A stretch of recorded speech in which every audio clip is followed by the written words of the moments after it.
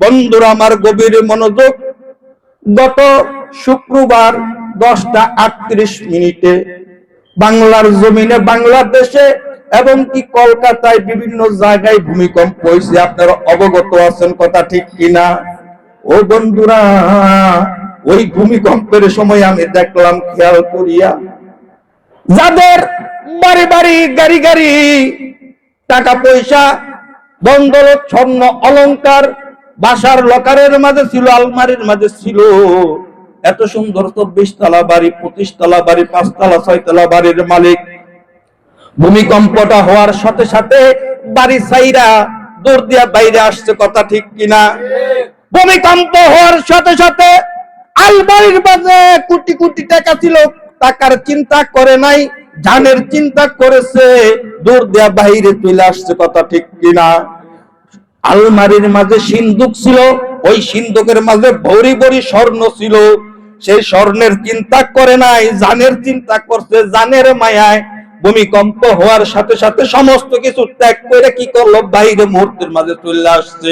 টাকার খবর নাই, বাড়ির খবর নাই, স্বর্ণ অলংকারের খবর নাই। শুধু তাই নয় রে ভাই, ও আল্লাহর বান্দা, রাসূলের উম্মত, ও মুসলমান যুবকেরা, গভীর মনোযোগ, বন্ধুরা আমার, স্ত্রী পুত্র সন্তানের খবর নাই, যার যার জান নিয়া শেষে দূর দিয়া বাসার থেকে কার আগে কে বাইরে আইব, কথা ঠিক কিনা?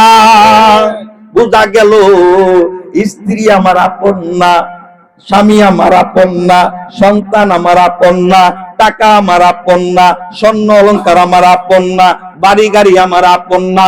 আমার আপন হইল আমি নিজেই, কথা ঠিক কিনা?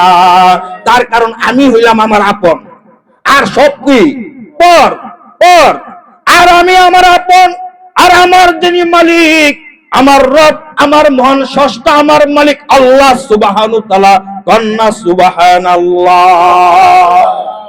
বন্ধুরা আমার গভীর মনোযোগ, এই ভূমিকম্প আমাদেরকে শিখাইয়া গেল কেউ কারো না, অথচ ভূমিকম্প শেষ হয়ে গেল, এরপরে আবার যার যার সেই মোহমায়ের মাঝে, সেই জালের মাঝে আটক হওয়া শুরু করলো। বাড়ি আমার, গাড়ি আমার, স্বর্ণ আমার, টাকা আমার, কথা ঠিক কিনা?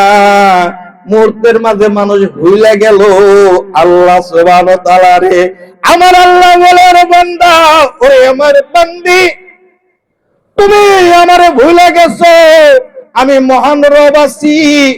ওরে আল্লাহ বলেন, আমার বান্দা বান্দিরা, তোমরা ভুলে গেছো, তাই তো আমি কি করে একটু নাড়াচাড়া দেই, নাড়াচাড়া দিয়া তোমাদেরকে বুঝাইয়া দেই, মহান শক্তিধর রাজা বিরাজ আমি আল্লাহ আছি, কথা ঠিক না? এখনো তোমার সময় আছে, এখনো তোমার হুঁশ হয় নাই রে বান্দা, এখনো তোমার জ্ঞান ফিরে নাই, এখনো তোমার কিসের সময় হয় নাই।